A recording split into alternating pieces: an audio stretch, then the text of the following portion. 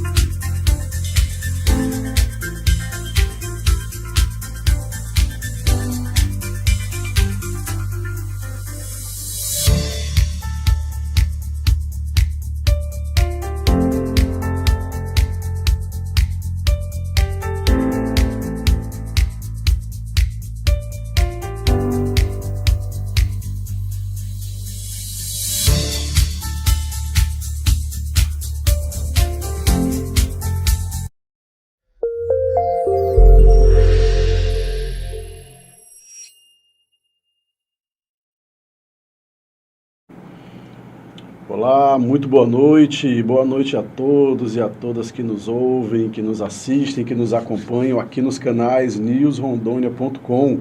Estamos retomando aí as atividades do ano de 2024, né? Aproveitar aí e desejar um ótimo ano novo para todos e para todas, vocês que nos acompanham, que nos assistem, que acompanham a nossa programação, gostam dos nossos temas, dão dicas aí de temáticas a serem discutidas, né, de convidados para que a gente possa trazer aqui e dialogar um pouco aí com você, na área da saúde pública, da saúde coletiva, dos temas correlacionados também com a saúde pública, já que o Momento Saúde tem esse objetivo, né, de levar até você que nos acompanha informações seguras, informações de qualidade, para que a gente possa estar utilizando como embasamento para tomada de decisão, para orientação, para prevenção de alguns agravos, de algumas questões voltadas à sua saúde, à saúde individual, à saúde coletiva, e também informações aí sobre a rede de serviços de saúde, seja do município, seja do estado, sempre trazendo pessoas aqui que estão direto ou indiretamente ligados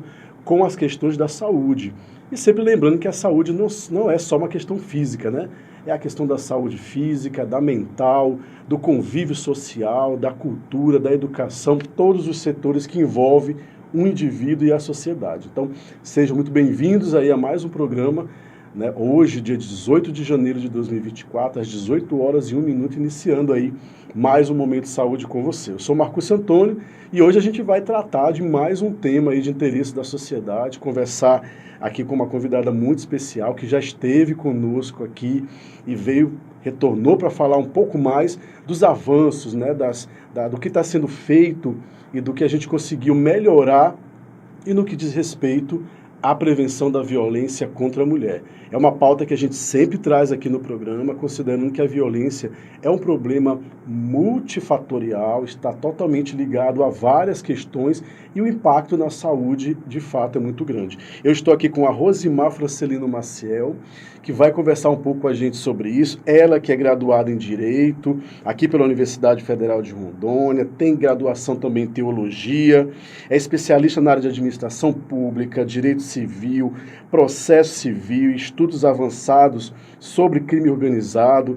Atualmente ela é auditora do Controle Externo do Tribunal de Contas, aqui do Estado de Rondônia, advogada também na área civil, administrativa e previdenciária, e entre várias outras especializações, várias outras atividades, ela é coordenadora da Rede Lilás de Prevenção à Violência contra a Mulher, aqui no nosso estado, aqui no nosso município. Rosimar, muito obrigado por ter vindo mais uma vez, obrigado por ter aceito, feliz ano novo para você, que a gente possa esse ano avançar, não só no trabalho individual, nas suas atividades, mas também nessa luta da violência, contra a violência da mulher. Seja bem-vinda e dê boa noite aí para os nossos ouvintes. Boa noite, muito obrigada, Marcos, pelo convite, Nildes Rondônia também. Eu que agradeço. Boa noite a todas as pessoas que nos acompanham. Estamos aqui mais uma vez para falarmos sobre esse assunto tão, infelizmente, recorrente e muito importante. Exatamente. A gente já começa aí tratando e falando sobre a pauta, né? A violência contra a mulher, ela é um problema de saúde pública, no nosso olhar da saúde, mas ela é um problema social muito grande, porque ela acaba afetando não só aquela mulher que sofre violência, mas todo o seu entorno. Na sua área, na sua formação, essa concepção mais jurídica, mais do direito, como é que você vê as questões voltadas à violência contra a mulher nos dias atuais, considerando o histórico e considerando o que a gente vive hoje em sociedade? Como é que você analisa essa questão da violência e os fatores que levam ainda a termos esses índices tão altos, por exemplo? Dá uma monografia. Complexo, né? De alta complexidade, realmente. Uma complexidade que exige, e os problemas complexos, eu vou falar um pouco também do que é a Rede Lilás. A Rede Lilás é a rede de enfrentamento à violência contra a mulher em Rondônia. E aí a gente traz violência contra meninas e mulheres. As meninas são muito atingidas pela violência doméstica e pela violência em geral, principalmente a violência sexual. Então, é de uma complexidade tão grande que vários órgãos, instituições e pessoas interessadas fazem parte desse estudo para a tomada de soluções. Nós temos na rede de enfrentamento uma onda que inicia em 2016 com a inclusão da área de controle na rede. Os tribunais de contas, assembleias legislativas, especialistas em controle interno e controle externo, com vistas a elaborar melhor as políticas públicas e fiscalizar a execução dessas políticas. Também como podemos monitorar dados, né? Do ponto de vista jurídico, que é mais a parte especialista da rede, ali, Ministério Público, Tribunal de Contas, ou Tribunal de Justiça, Defensoria e a OAB, também que são todos componentes dessa grande rede de cuidado e de atenção, né? Assim como as polícias, não posso esquecer, tem evoluído bastante. O Brasil ele foi punido por não ter tomado providências no caso da Maria da Penha. Então, a punição foi elaborar essa lei de proteção, que ela não é uma lei penal, é uma lei de proteção, que é a Lei Maria da Penha, e a partir, infelizmente, do sofrimento da Maria da Penha e de muitas outras mulheres, essa lei tem evoluído bastante. Temos agora a qualificadora do feminicídio.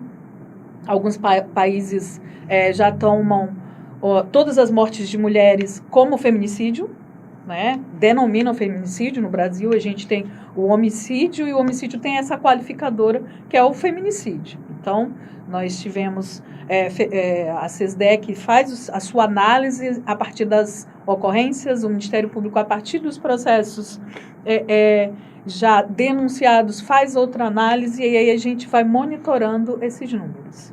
Então, essa rede ela tem essa função de acompanhar, não só monitorar os dados, mas também intervir. Há uma intervenção, há apoio direto a essa vítima, essa mulher, a família.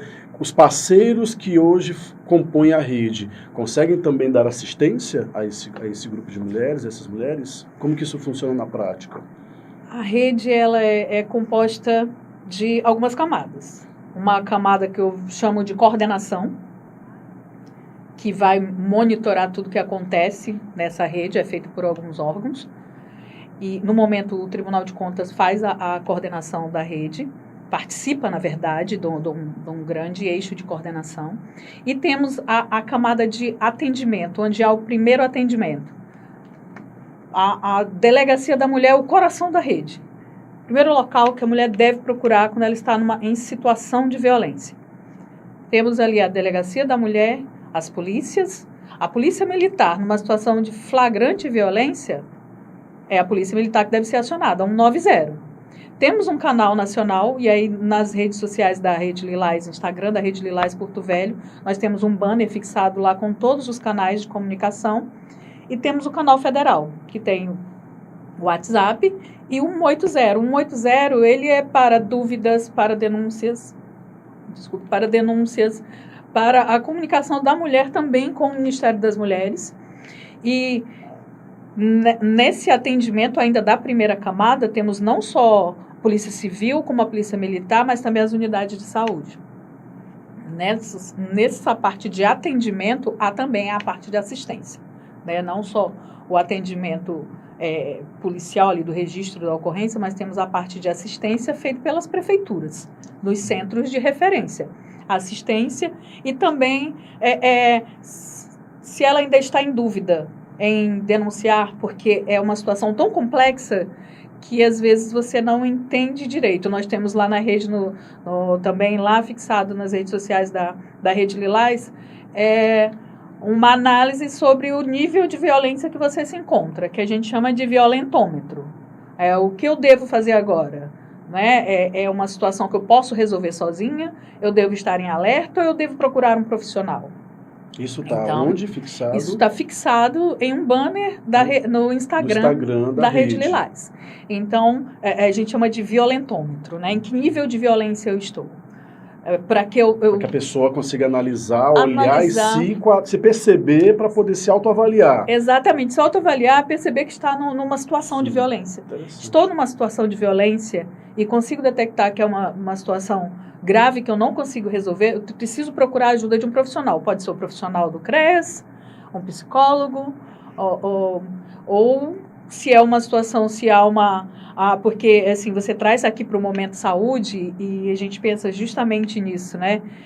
As violências contra a mulher, assédio moral no ambiente de trabalho, assédio sexual, violência doméstica, nos vários ambientes que a gente transita, isso causa um adoecimento mental.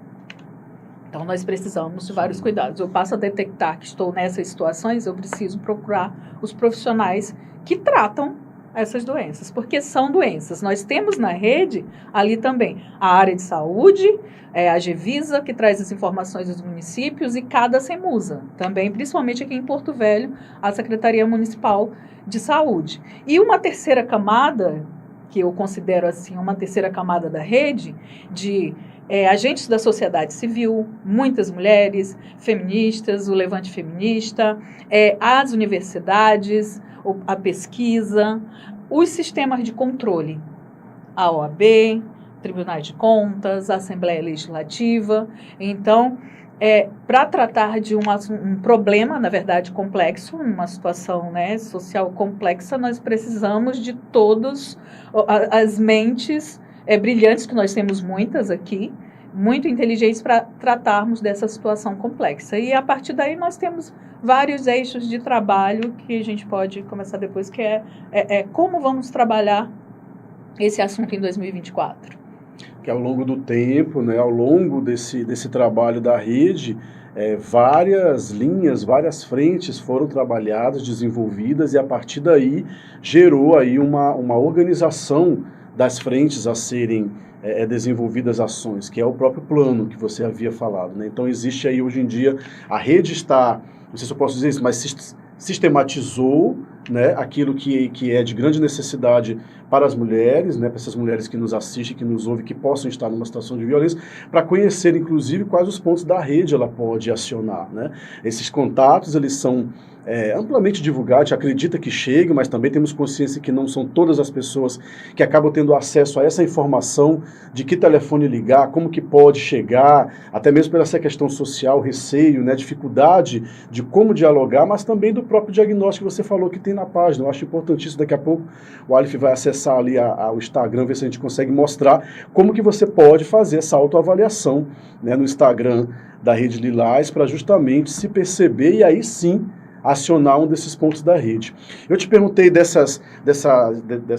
quais são esses pontos, né, que compõem a rede, dessa intersetorialidade, para também reforçar que o enfrentamento da violência depende de todo esse grupo engajado. Ao longo dos anos, você tem percebido que em Rondônia o fortalecimento da rede tem contribuído para mais diagnóstico, para mais dados que revelam que a violência tem aumentado, ou está tendo mais efetividade no combate, mais efetividade nas ações que previnem? Na tua avaliação pessoal, a gente está conseguindo reduzir os dados, ou com o trabalho da rede a identificação tem aumentado? Eu penso que tanto com o trabalho da rede a identificação, o diagnóstico tem aumentado, mas também os casos em si também aumentaram. E principalmente a crueldade envolvida nesses casos. Consegue desvelar as minúcias da situação. Sim, de uma crueldade. Penso na análise que eu temos trabalhado, né, juntos aí nesses últimos 8 anos, de que a crueldade tem ficado em um nível muito maior. E em relação à violência extrema, que é o feminicídio, também é o mais cruel, mas além de já ser cruel, tem assim, aquela característica de desfigurar a mulher, de deixá-la num local onde no lixo, vamos dizer assim, enterrá-la viva, queimá-la antes de... Assim, coisas bem terríveis, cruéis mesmo. Então, com o trabalho, encorajando as pessoas a denunciarem, por exemplo, no estado de São Paulo, nós vamos ter aqui esse estudo também, mas há no estado de São Paulo um estudo chamado Raio-X do Feminicídio, em que se detectou que 90 e poucos por cento, acho que 93%, que sofreu a violência extrema, que foi vítima de feminicídio, não havia chegado até a rede de enfrentamento e de proteção.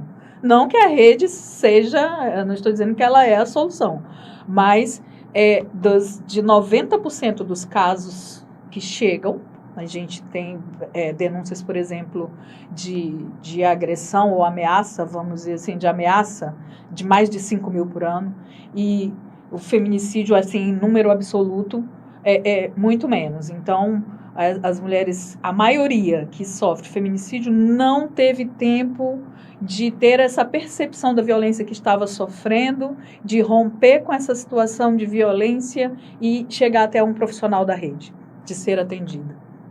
Então,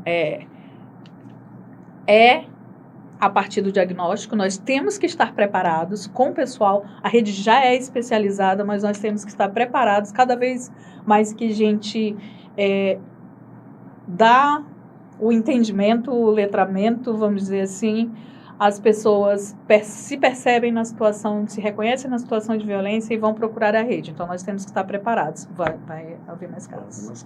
Eu acho importantíssimo o que você está colocando, Rosmar, principalmente quando a gente consegue perceber que quando a informação chega, quanto mais visibilidade se dá para uma situação que era velada, vai fazendo com que também chegue as minúcias dessa situação, né? O detalhamento, né? E, acima de tudo, o reconhecimento da violência, né? É aquela questão da naturalização. Uma mulher que sempre viveu em situação de violência, a partir de uma informação, a partir de um momento como esse, uma conversa, o que a gente consegue colocar né, a partir de um acesso a um Instagram que deixa ali claro as situações que são de violência, ela vai se auto-perceber e isso vai tornando mais público, vai chegando mais também. Por isso que eu te provoquei nesse sentido, porque os dados aumentam a partir também da informação, do trabalho que é voltado para aquilo, porque quanto mais se deixa de lado achando que está tudo bem ou que na verdade é melhor não mexer porque pode piorar, aí de fato os dados vão ficar brandos, né? Então, a ideia de todo o mecanismo de enfrentamento é perceber aquilo que está desvelado. É formigueiro, mexeu, vai surgir. Vai surgir. É mais ou menos isso que a rede tem feito ao longo desse tempo, né? Isso é muito potente. E nós temos que estar cada vez mais preparados para receber a mulher e dar um atendimento, prestar um atendimento efetivo, célere e humanizado. E ininterrupto, como exige a Lei Maria da Penha. Que é o acolhimento, né? Eu disponibilizei ali para o Aleph o Instagram, vê se dá para a gente mostrar aí na tela, e acho que tem ali no primeiro banner, né? Isso, tem ali uma... Isso, esses são os contatos. Os contatos, os lá naquele banner, Aleph, que é aquela bolinha lá que tem, está publicado como stories. Esse aí. Pronto. Que é o Fique Atenta. Ali você já tem, dá para ir passando. Ele é um carrossel, né? Dá para passar aí. Isso, pronto, os tipos de violência. Esses são os tipos de violência da Lei Maria da Penha, mas eles são, a Lei Maria da Penha diz, né, dentre outras. A gente sabe que todos os dias, infelizmente, aparece um tipo de violência diferente, mas nós temos aí várias violências contra a mulher. E o violentômetro. Que aí vai mostrando os níveis, né? Exatamente. Que essa mulher possa estar vivenciando. O vermelho ali está ao extremo. E aí, quando você deve tomar cuidado, quando você deve reagir, reaja. E quando você deve pedir a ajuda de um profissional. Isso é muito importante. Te ameaçou de morte? Peça a ajuda de um profissional. Não é normal que você seja ameaçada de morte. E é o @Rede Lilás. É só colocar aí, vocês vão ver esse layout, aparece aí já o símbolo da rede, aparece aí os banners e as informações que são muito pertinentes para as pessoas terem acesso e entender um pouco sobre como lidar. Isso. Eu vou te provocar mais uma vez. Quer falar? Pode ficar à vontade. Não, eu ia só falar dessa questão aí do violentômetro, Sim. né? Algumas questões... falávamos no início sobre o avatar, na foto da divulgação aqui do programa. O quanto tem sido divulgado que você deve estar num padrão aceitável de aparência. E, às vezes, se reclama dessa sua aparência, de que você não vestiu a roupa correta, que a sua boca não é isso. Então, essas questões também a gente trata muito nesse violentômetro, né, de quando você deve reagir e prestar atenção. Sim, importantíssimo. E eu falei que ia te provocar um pouquinho para falar assim, toda política pública, ela precisa ser tratada politicamente também. A Rede Lilás, né, tem o prazer de fazer parte, junto com a Associação Beradeiro, no desenvolvimento de ações muito mais no âmbito educativo, né, preventivo, nos espaços de convivência dessas mulheres, principalmente em comunidades tradicionais, em áreas rurais. E aí a gente percebe que, em meio a essas atividades, nos cobram muita informação sobre leis, sobre políticas, né, sobre garantias a nível municipal e estadual, que cobre o próprio poder público, que faça com que a própria gestão, às vezes, de alguns setores, a desenvolver ações que dê mais guarida, que dê mais suporte, que abra mais portas de atenção. Como que a Rede Lilás está conseguindo articular com a questão mesmo de bancada política, com pessoas, né, com parlamentares que têm esse poder de desenvolver leis com base na realidade local, que a gente sabe que a nível nacional tem o que está estabelecido e podemos aqui adaptar, porque já não é de hoje que se escuta que Rondônia tem aí andado à frente, tem nessa corrida negativa, tem estado aí no pódio dos números de violência contra a mulher, equiparado aí a essa questão, relação população por estado. Então, como que a rede tem conseguido desenvolver? É papel da rede? Como é que vocês têm trabalhado isso? E quem tem apoiado nesse sentido? Sim, estamos aí à frente do nível de risco, né? Quando se estuda em relação ao número de habitantes, a gente tem ali uma taxa, e essa taxa revela o nível de risco, que tem sido em 2022, a partir dos dados de 2022, em 2023 nós estávamos com a pior taxa em relação a mortes de mulheres, né? Meninas e mulheres. E a parte legislativa de elaboração do orçamento, de fiscalização das políticas, de legislação sobre essas políticas é muito importante. E a visão da mulher é muito importante também na elaboração desses normativos.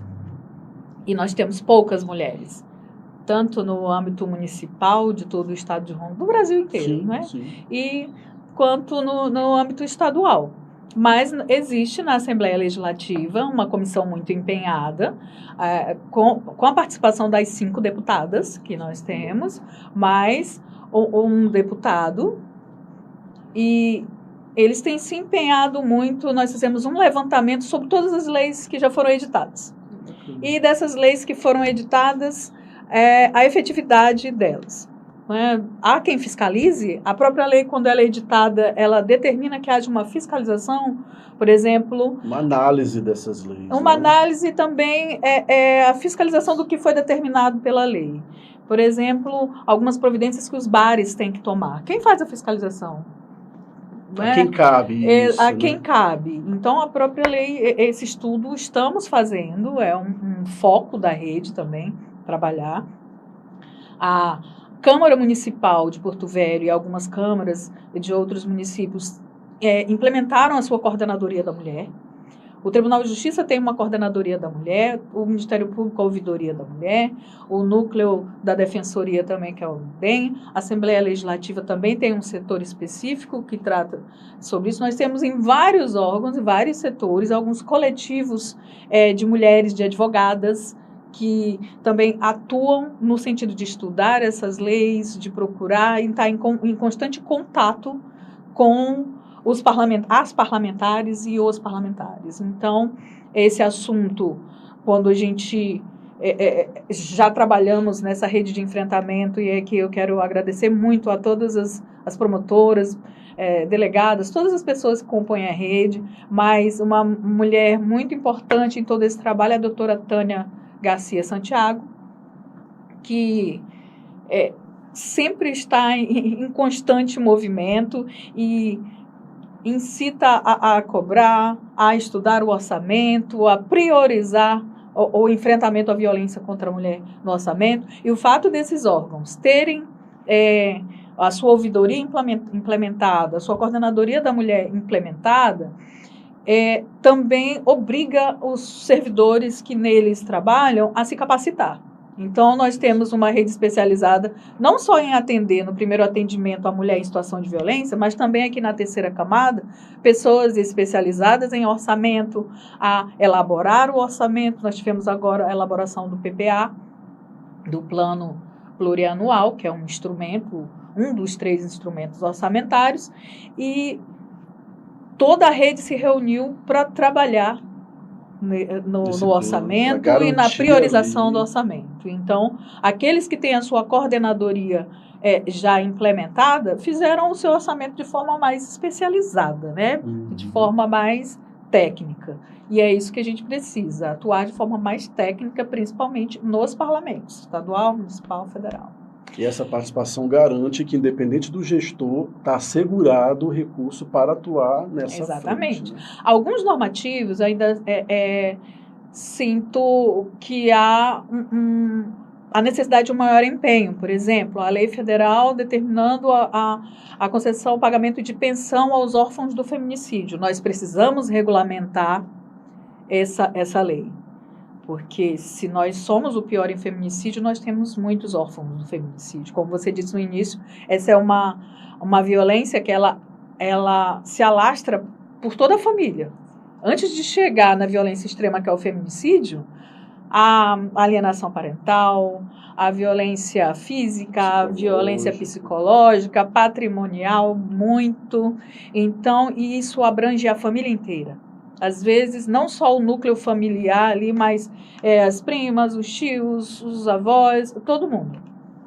Então, precisamos regulamentar essa e algumas outras leis que dependem desse grupo de estudos da rede. Interessante também, Rosimar, interessante e é importante saber, né, levar para a sociedade de que existe todo esse trabalho, existe um engajamento de um grupo que também está aberto a parceiros, né, está aberto a pessoas, como você falou, que pensam mais além, que estão de fato preocupados com essa pauta, com esse tema, que não é só uma pauta e um tema, é uma situação de vidas, tem a ver com a sociedade, e a gente sempre está trazendo isso aqui no programa, porque acredita muito que é a partir desses contatos, dessa comunicação, de levar você a ser convencido por meio desse contato de que as coisas de fato vão melhorar nesse município e nesse estado, num espaço curto de tempo, se a gente conseguir se unir. A violência tem características. Quando se fala de violência contra a mulher, nós temos perfis mais propícios, né? Eu lembro de um trabalho que nós conseguimos desenvolver com o apoio do Magazine Luiza 2021-2022, de prevenção à violência, levando para as unidades de saúde, capacitando os profissionais, que a gente percebeu também um diagnóstico ali preocupante, onde os próprios profissionais de saúde tinham uma certa resistência, dificuldade de lidar ainda com questões, né, de certa forma ultrapassadas, mas como que eu vou lidar com aquilo, né? Eu sou agente comunitário da área onde mora essa mulher, como é que eu vou me meter nessa situação, como é que eu vou me envolver com isso, e como que eu volto lá para lidar depois que eu ajudei essa mulher. Então, tem toda aquela questão que a gente foi tentando trabalhar, trazendo aí um arcabouço teórico de sustentação técnica, mas percebemos, acima de tudo, no apoio dentro desse projeto, que alguns estratos sociais de mulheres ainda são as maiores vítimas, né? As mulheres negras ainda são aquelas que têm uma dependência econômica, são aquelas que acabam não tendo acesso, e eu queria saber se dentro do trabalho da rede esse perfil epidemiológico tem sido atualizado. A gente consegue ainda dizer que essas mulheres com perfil educacional, essas mulheres negras, também acompanham a nível do país, aqui também no estado? Como é que está esse perfil? E onde que a gente acha isso, por exemplo? Infelizmente, sim. Infelizmente. Vamos achar, nós estamos, eu não sei se a gente vai falar sobre o plano da rede, mas nós criamos, lançamos aqui em Rondônia, assinamos um pacto interinstitucional de enfrentamento ao feminicídio e às violências que o antecedem, e lançamos este ano um observatório do feminicídio e dessas violências, e a partir dali estudar esses dados, gerir esses dados, mas infelizmente nos dados crus que nós temos até agora, eu busco dados na CEMUSA, na GEVISA, na SESDEC, e alguns não infelizmente, se cruzam, né? exatamente, alguns não se cruzam, até por causa da análise que cada um faz, e o município de Porto Velho, por exemplo, ele recebe pessoas, crianças, mulheres de estados vizinhos, de municípios vizinhos e até de países vizinhos, né? Exatamente. Então, nós não, assim, precisamos nos aprofundar mais na gestão desses dados. E quando se fala Desculpa, me perdi na sua pergunta. A questão do perfil, né, do perfil. Dessa estratificação. A invisibilidade de algumas mulheres. A gente precisa aprofundar melhor a visibilidade das mulheres trans, quilombolas, mulheres negras, mulheres com deficiência, e aí nós temos bastante dificuldade na questão do letramento. Por exemplo, tentamos criar ali na página que estamos trabalhando, né, as informações sobre mulheres com deficiência que sofreram violência aqui no estado de Rondônia. Existe, né? Então, de uma forma assustadora. Mas na hora de cadastrar, às vezes, para um tipo de deficiência, há várias nomenclaturas. Então, a gente já tem dificuldade na hora de estudar o dado, de compilar. Exatamente, sim. Pode mascarar alguma coisa, mas, infelizmente, as mulheres negras são as mais atingidas. Ainda, né? E nós não Eu não sei se alguém na rede tem, mas eu não tenho conhecimento ainda de algum estudo sobre mulheres indígenas que sofrem violência doméstica. É violência contra mulheres indígenas, um dado estudado. Assim, eu tenho aqui. Não, o perfil já traçado, não tenho. Interessante. Eu perguntei isso também porque eu lembrei agora, dentro dos próprios projetos, das ações da Associação Beradeiro, esse ano a gente vai iniciar um projeto que vai trabalhar essa linha da independência econômica para mulheres. E existe uma vertente para mulheres jovens, né, que vai na faixa etária de 14 a 29 anos, e tem uma vertente especificamente para mulheres negras, justamente por conta desse levantamento nacional, né, de mostrar, são editais nacionais, são propostas de fomento para que se faça, e é claro que estaremos juntos, já te convido oficialmente aqui, que a rede, nós vamos estar junto, para poder, inclusive, a partir dessa proposta, né, de fomentar ações, de fomentar aplicabilidade, mandar um abraço aqui para a Elsie Shoppings, que vai estar com a gente também nesse movimento futuro, em breve, aí, nos próximos meses a gente vai estar lançando já essa proposta de atuação, é justamente para ter, de fato, mais aproximado, né, dados mais reais que mostrem aí como que é esse perfil. Já que entendemos que dentro de uma comunidade quilombola, por exemplo, dependendo da cultura, daquela relação, muita coisa fica explícita, outras não, né? E essa questão econômica ela é um fator muito, muito importante, porque descobrimos, inclusive, nesses projetos anteriores, que a dependência econômica é um dos fatores que mais deixam as mulheres em situação de violência atreladas aos companheiros. Então, acabam, em dado momento, saindo daquela situação, mas voltam porque o mercado não consegue, de fato, garantir-lhes, né, uma entrada, ou mesmo essa mulher não teve uma formação para uma independência econômica, e é uma vertente que o próprio Ministério das Mulheres tem trabalhado muito. Na página do Ministério das Mulheres você vê ali editais para organizações trabalharem essa independência econômica com a vertente de prevenção da violência contra a mulher, que eu acho que é uma coisa muito interessante, que se avançar a gente vai conseguir minimizar bastante. Sim, a autonomia financeira, né? Inclusive, a nova lei de licitações, ela também vem numa evolução, numa onda também de buscar proteger essa mulher. O órgão público pode prever no edital de que a contratação de serviço para execução indireta, né, a terceirização e serviços terceirizáveis, terceirizados, no edital, ele pode exigir que a contratada reserve uma quantidade de vagas para mulheres em situação de violência doméstica e mulheres pessoas egressas do sistema penal. E aí nós temos também outros normativos, tratados internacionais, que também nesse mesmo... E aí o CNJ foi pioneiro, né, na regulamentação desse normativo, em que tratados internacionais prevendo também que mulheres trans, mulheres quilombolas, mulheres negras, mulheres indígenas também podem entrar no cômputo dessa reserva de vagas para atuar nos serviços terceirizados. E aí que nós precisamos de capacitar essas mulheres. Então, nós precisamos de capacitação não só na rede de atendimento, mas também para as mulheres que estão em vulnerabilidade, porque a violência ela atinge não só as mulheres em vulnerabilidade financeira, não só as mulheres não formadas, que vamos dizer assim, não tenham um nível de escolaridade mais avançado, ela atinge todas as mulheres, e muitas nós sabemos, mas as mulheres que estão em situação de vulnerabilidade, essas principalmente precisam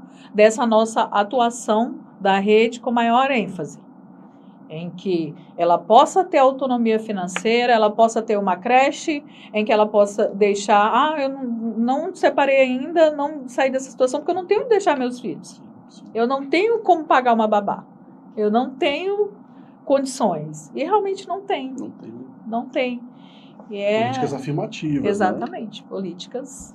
De garantir que essa mulher consiga ter uma entrada nesse mecanismo maior, que é o que a gente está falando desde o início. A violência ela é complexa por conta disso. Há que se ter garantias sociais, econômicas, financeiras, para que essa mulher possa sair daquela situação, ter uma autonomia, uma independência, para que ela possa não ficar atrelada àquele... Exatamente. E você vê que são vários focos. E aí nós temos pessoas especializadas. Você pode fazer aqui muitos programas, porque um setor pode vir, e aí eu agradeço muito a você, a Associação Beradeiro, e todas as associações, todas as ONGs que participam desse trabalho na rede de enfrentamento à violência, e cada um desses focos, cada um desses grupos pode vir aqui falar melhor sobre violência contra a mulher negra, sobre autonomia financeira da mulher, sobre o atendimento da mulher trans na rede, ou da mulher lésbica, da população LGBTQIAPN+, na frente à rede de atendimento. Então, há pessoas especializadas nesses assuntos que podem, com muito mais propriedade, falar sobre cada um deles.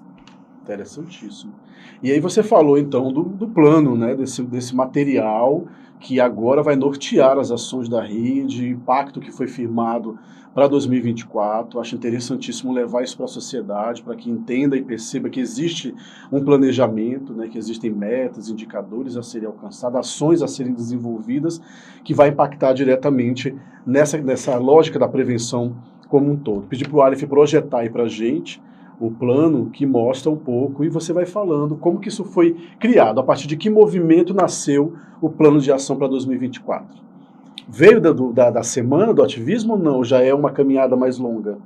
É uma caminhada bem longa, de muitos anos, né? A gente sempre traça um plano para o ano seguinte. Às vezes a gente consegue colocar em prática aquele princípio, um dos princípios da rede, que é a articulação, a colaboração, mas após a pandemia foi muito difícil ainda, a gente ainda não conseguiu entrar nos trilhos de forma retomar, né? Retomada, mas nós estamos em retomada, e aí o plano nasce aí dessa pluralidade toda, mas a gente tenta buscar uma unidade, né, para alcançar aí o respeito às mulheres. Essa é uma foto da rede em alguns dos nossos eventos, acredito que essa aí seja de 2019, podemos ir para frente. E eu adorei essa imagem. Essa imagem, esse foi o evento Atitude. O Tribunal de Contas faz um evento anual chamado Atitude pelo Fim da Violência contra a Mulher, e onde foi criado também o Prêmio Atitude. E que é nessa escadaria, no auditório do Tribunal de Contas, onde está aí do lado esquerdo a Delegacia da Mulher, o delegado Davi, delegada Amanda, que é titular da Delegacia da Mulher, e dentre outros componentes da rede, a Delegacia da Mulher foi agraciada aí com o Prêmio Atitude pelo trabalho incansável de toda a equipe. E também aí temos vários órgãos da rede aí representados. É onde estamos, né? Esse plano ele busca muito saber onde é que a gente está. A gente sabe que a gente está em evidência. Muitos dos nossos atores participam de eventos nacionais. Inclusive, quero mandar um abraço para o doutor Álvaro Calix, que é desembargador do Tribunal de Justiça, coordenador da mulher, e é o coordenador nacional das coordenadorias da mulher, em que sempre fala, nossa, nós estamos em evidência. Quando eu chego para um evento, alguma coisa, nossa, Rondônia, né, tem esse nível, essa taxa e por aí vai, enfim. Então, a gente está nessa evidência, mas nós temos trabalhado muito. Essa é uma foto da Casa da Mulher Brasileira, em que nós visitamos, foi feita a visita técnica do engenheiro do Ministério da Mulher para conhecer o terreno que a Prefeitura do município de Porto Velho doou para a construção da Casa da Mulher Brasileira. Esse é um projeto que a gente traz desde o ano de 2014, que a rede trabalha nele. Chegamos nesse ponto de reservar o terreno, e aí depois houve alguns contratempos, mas agora retomamos novamente, todos os termos de acordo foram assinados. E o que pretendemos realizar, né? Na verdade, continuar realizando, porque é um plano que ele já é iniciado, mas nós precisamos capacitar todos os agentes da rede e as mulheres em situação de violência, era o que a gente conversava agora há pouco, né? E o que a gente precisa de um grande plano de capacitação, ou vários planos de capacitação. Nós sabemos que há vários órgãos interessados, nós temos várias escolas de governo que podem trabalhar capacitação na área de orçamento, capacitação baseada em gênero, letramento de gênero, letramento racial, de inclusão da pessoa com deficiência, e nós temos a Escola da Magistratura, temos a Escola de Contas do Ministério Público, temos o IDEP, temos a Escola do Legislativo. Podemos fazer as parcerias e no âmbito de cada um, da especialidade de cada um, trabalhar essa capacitação, alocar os recursos, isso é prioridade, não é?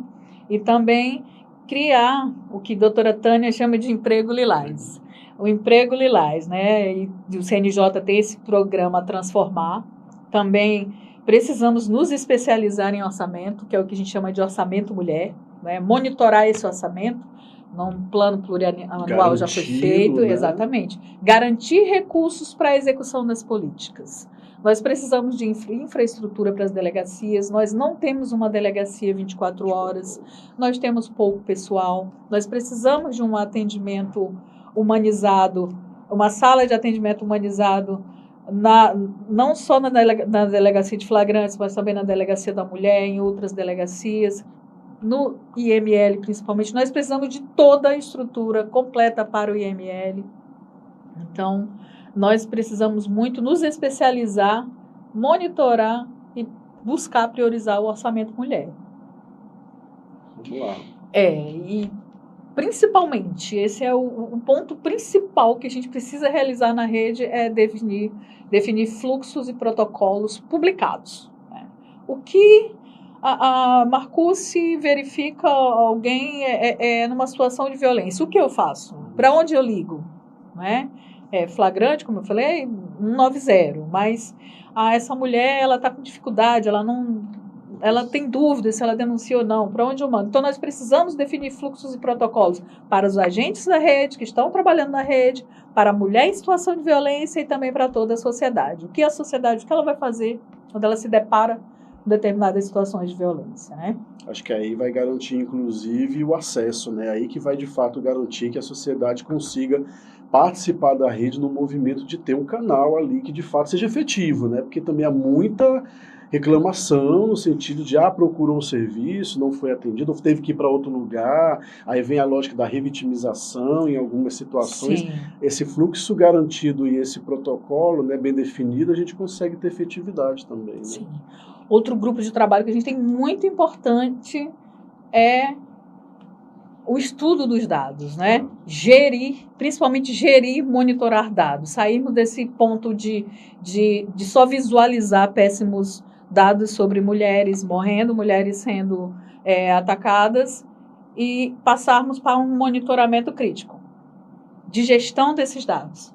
Transformar esses dados em informação, essa informação em conhecimento, isso tudo em decisão política. Sim. Unir a nossa alta gestão, os nossos gestores, de informações que possam ser transformadas em decisão. E temos aí dentro, aí entra o Observatório do Feminicídio, é aqui que nós teremos o observatório, e aqui dentro do observatório um primeiro projeto é o que a gente chama de TCG Lilás, que é um projeto iniciado pelo Tribunal de Contas com o apoio de toda a rede, principalmente do Ministério Público, Tribunal de Justiça, a Polícia Civil, Polícia Militar, a Gevisa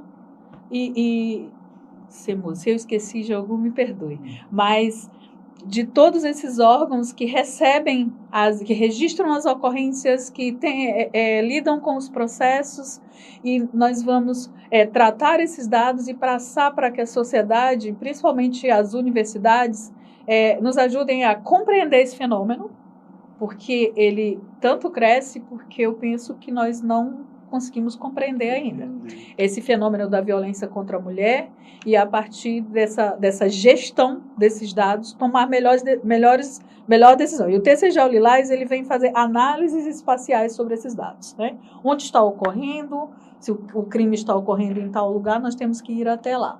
Nós já sabemos que é dentro de casa, mas onde é essa casa? Né? Tem uma creche... O que acontece naquela região daquela casa que pode propiciar Exatamente. isso? Lá tem creche, tem posto de saúde, tem escola, tem a possibilidade de capacitação. Então, nós precisamos estudar isso tudo. A distribuição espacial que vem da geografia, mas aí uma análise multi, né, que vai conseguir compreender o contexto todo. Né? Exatamente. O que precisamos na rede também, que estava ali no slide anterior, é municipalizar a rede. As redes, na verdade, né? Fortalecer as redes municipais. Descentralização. Nem que seja, exatamente, nem que sejam, assim, eu tenho uma defensoria, uma promotoria, a polícia militar, sabe, pelo menos, e um centro de referência. Equipamentos básicos para que uma mini rede funcione. Atue na lógica da rede. Exatamente, atue nesse movimento de rede, nesse trabalho de rede, para que a gente possa prestar esse atendimento continuado. Hoje nós não podemos afirmar que os 52 municípios já possuem isso, não há essa atuação em micro-rede. Não, o Conselho Estadual fez um estudo e valorosíssimo, né, que eu quero mandar um abraço para a doutora Sandré e a doutora Marli Rosa, que foram, a Sandré é atual presidente, a Marli foi presidente anterior, e elas fizeram uma pesquisa em todos os municípios, elas visitaram todos os municípios, a infraestrutura das delegacias, e na época havia muito poucos conselhos nos municípios, e agora nós já temos mais de 30 conselhos municipais, e que já representam um esforço para criar uma rede municipal. Acho que de uma forma nítida, provavelmente nesses municípios onde não há, a taxa deve ser maior. Ou não quer dizer isso também? Vai requerer uma análise do observatório nesse sentido também. Né? Apesar de Porto Velho ser o observatório da SESDEC, né, ele registra lá as ocorrências, né, e apesar de Porto Velho ser a cidade, o município que tem mais habitantes, e é a maior, né, inclusive no Brasil, das capitais, né, dentre as capitais, Vilhenas, Paraná, Ariquemes, sempre aparecem, às vezes ultrapassam durante o ano Porto Velho. Sim. Então, numa análise você já vai ver características específicas desse município, exatamente, tanto para a estrutura, processo de sociedade. Sim, a gente precisa saber se os equipamentos da rede, se todas as etapas que a mulher precisa percorrer, na verdade, quando ela está numa situação de violência, se todas essas etapas estão funcionando. Se ela tem a medida protetiva, se o processo dela está tramitando normalmente ali no juizado, se ela tem o atendimento psicossocial, autonomia financeira e tudo mais. Eu acho que a gente pode parar aí os slides, mas por fim, a gente precisa coordenar isso tudo. Né? A gente precisa de uma coordenação muito especializada, de uma visão disso tudo.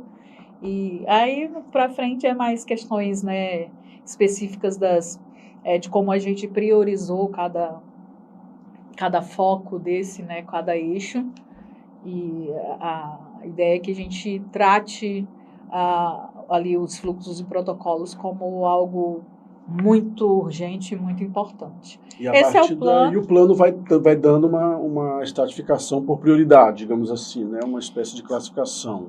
E a partir daí, acho que no próximo slide a gente vai ver, a gente criou grupos de trabalho, aqui, e esses grupos de trabalho, depois dos grupos de trabalho aí, esse é o plano de ação em si, né? Uhum. E a partir desses grupos de trabalho, a gente vai colocar esse plano em ação, eu tenho certeza. Cada grupo é autônomo, assim como cada órgão é autônomo, então eles vão se autogerir, fazer as suas reuniões, verificar as necessidades e apresentar para toda a rede os resultados. Né? Tá. Então tem as metas estabelecidas, as tarefas, as atividades, tem sempre um responsável direto, né? E temos prazo e o status de acompanhamento, né? Isso. Esse plano cabe ações, cabe outras tarefas de outros parceiros que vão agregando e vão chegando na rede, ou é esse aí e acaba e parou? Cabe, né? Ele é um plano, né? Então ele cabe alteração, ele cabe inclusões, né? revisão, não é? Todas as pessoas, todos quiserem. Aí temos algumas falas das mulheres da legal, rede, sim. né, de incentivo, de motivação para que a gente continue nesse trabalho. Então, ele cabe revisão, cabe agregar, cabe trazer sua ideia, seu trabalho acadêmico, suas informações. A gente está sempre aberto, né? É claro que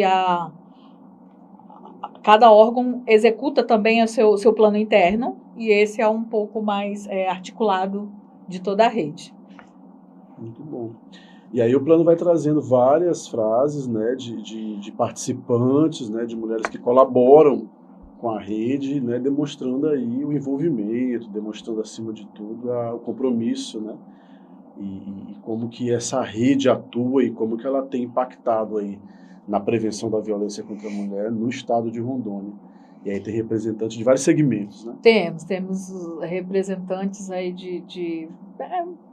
vários segmentos, mas principalmente da rede de atendimento, né? O Tribunal de Justiça, aliás, não só o Tribunal de Justiça, mas a partir de um projeto criado pelo Dr. Álvaro, de levar Maria nos Distritos, se não me engano, de levar toda a rede, nem que seja temporariamente, aos distritos. Quando a mulher, naqueles locais onde a mulher não tem o acesso pleno, né?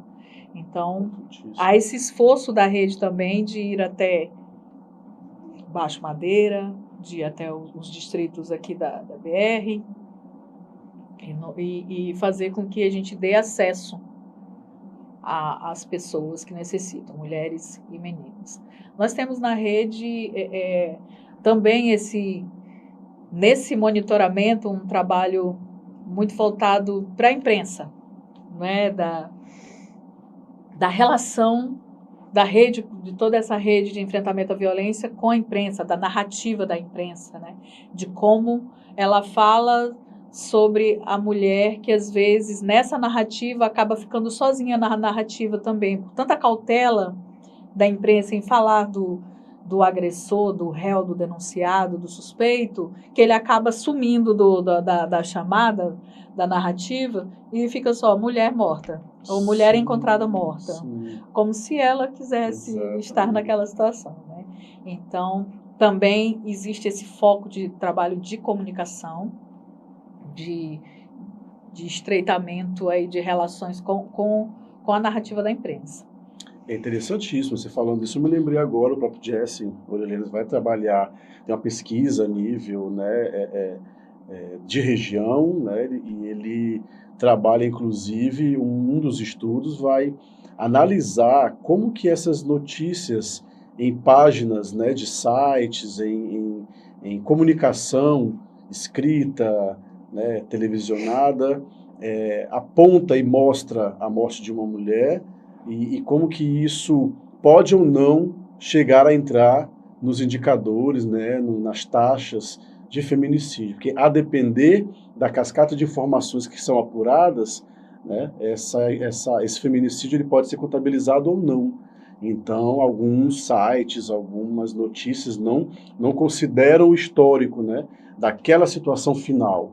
Então, a morte de uma mulher, ela tem aí toda uma cascata de eventos que pode gerar esse feminicídio, e os dados podem ser muito diferentes do que são apresentados hoje, até, infelizmente, para mais, né? Já que a gente vai conseguir mostrar isso, é uma das pesquisas. Nós estamos numa região onde tem sido com muita recorrência, somos rota do narcotráfico, de tráfico de pessoas, de animais, né, narcotráfico, exatamente.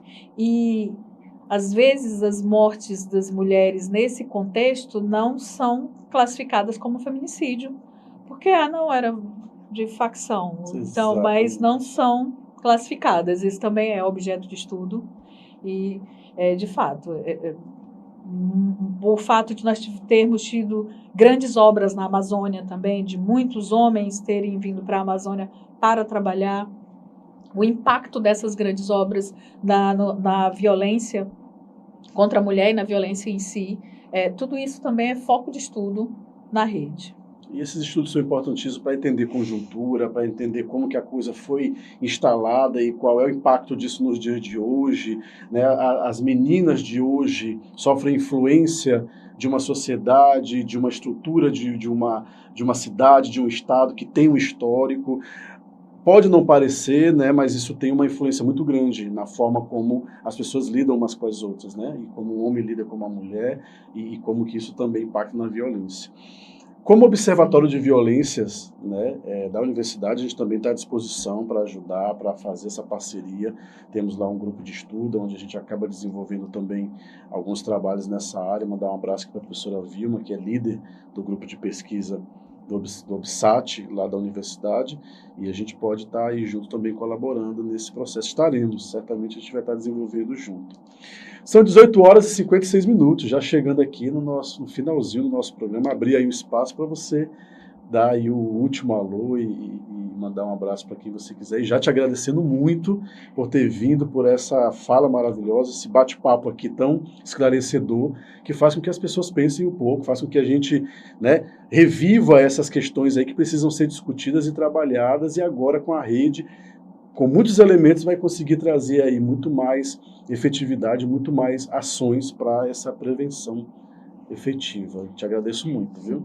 Eu que agradeço e quero dizer que nós nos queremos vivas para trabalhar e enfrentar essa violência, fazer com que cada menina e mulher possa andar tranquila, trabalhar tranquila, viajar tranquila, sem medo. Esse é um trabalho muito importante e quero mandar um abraço para toda a rede de enfrentamento à violência contra a mulher, que é uma rede imensa, cheia de homens e mulheres valorosíssimas, estudiosas, empenhadas. Todos os dias nós temos um fato muito triste com alguma mulher, com alguma menina, com alguma criança, mas a gente não se cansa. E a administração pública, ela é uma, mas as pessoas passam, e por isso que a gente vem tentando fazer com que tudo sejam programas que tenham continuidade, que não sejam temporários, né? Para isso que a gente luta. Um abraço, muito obrigada, e queremos continuar vivas para viver feliz, com cuidado e com cuidado um com o outro, né? O nosso cuidado e o nosso empenho é muito importante para enfrentamento, para prevenção até dessa violência. Assegurar o direito à vida, né? O Sim. direito adquirido. Deixar um abraço aqui também para todo mundo, para as pessoas que compõem a rede, para a galera que acionou, deixou recado aqui, não teve nem muito tempo do bate-papo aqui de acionar, a Maria Isa, a Maria Santos, a Maria Costa, que parabenizou, e eu acho que ela é da Sala de Atendimento Humanizado da Central de Flagrantes, hein? Parabéns pela entrevista, Vitória da Sala de Atendimento e tal. Vitória, obrigado aí pelo abraço de todos. E aí, lembre-se que esse programa está gravado, está disponível. Mande esse link para as pessoas que você conhece, reproduza nos grupos de WhatsApp, independente do tema, do foco do grupo. Essa é uma mensagem para todo mundo ter acesso, conhecer a rede, conhecer o trabalho e apoiá-la de uma forma direta ou indireta. Obrigado para você que esteve conosco até agora. Tenham todos uma boa noite. A gente se encontra na próxima quinta-feira, se Deus quiser. Até lá.